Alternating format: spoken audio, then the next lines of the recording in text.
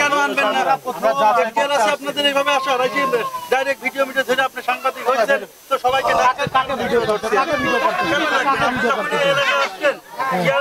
চেয়ারম্যানের দায়িত্ব না নিয়ে জায়গা বিয়ে হয়নি বা বিয়ে হচ্ছে না সে জানিয়েই এখানে হচ্ছে, যখন আপনি তাদের কাছ থেকে দাঁড়ান কথা বলছি আপনি এই করছেন, আমি তো কথা বলছি, আপনার বলার থাকলে পরে বলেন, তো তখন আপনারা ওনার সাথে আসবেন।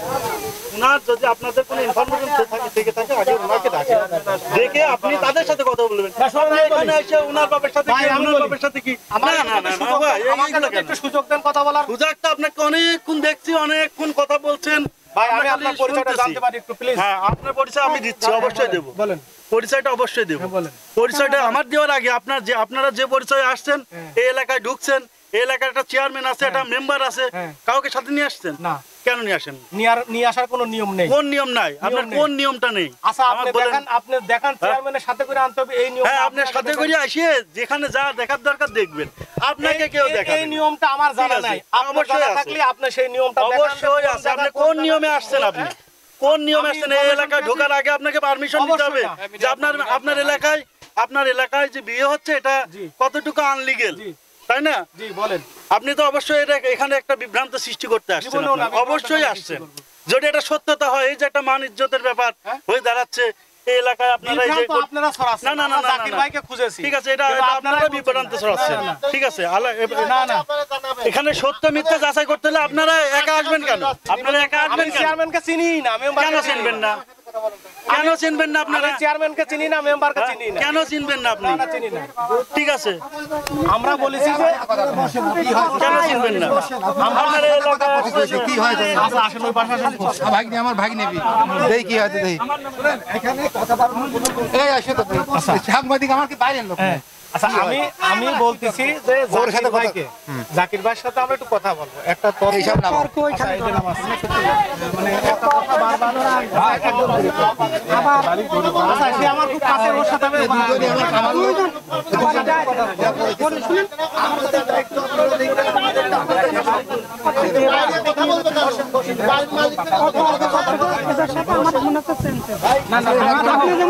তর্ক করতে আসি ডাক দিলাম আমি যেমন আসলাম জাকির ভাই সাথে কথা বলে চলে এসব লোক তর্ক করছে বাইরে দেখাচ্ছে আমাকে মালিককে আপনি চেয়ারম্যান নিয়ে আসতে হবে, এ নিয়ে আসতে হবে,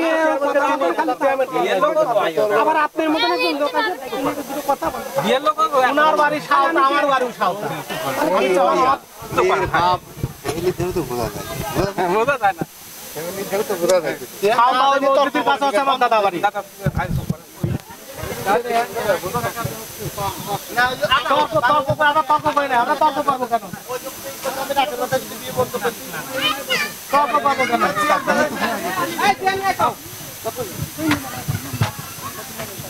বারবার ফোন করছে, বারবার ঠিক আছে ওর সাথে কথা বলছি।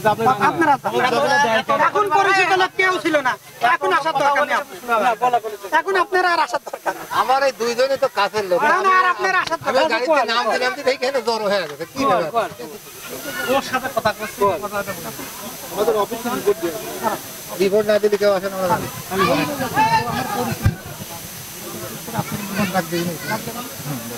ও যে একটু ওই যে দুই ভাই তো একটু সব জায়গায় একটু বড় বড় কথা বলে, কিন্তু পরে যা বাধ্য করে ওরম বললে কি বললেন?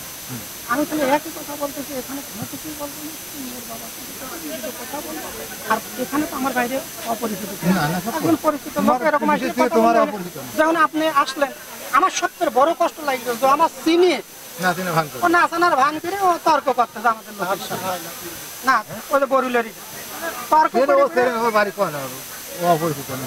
তর্ক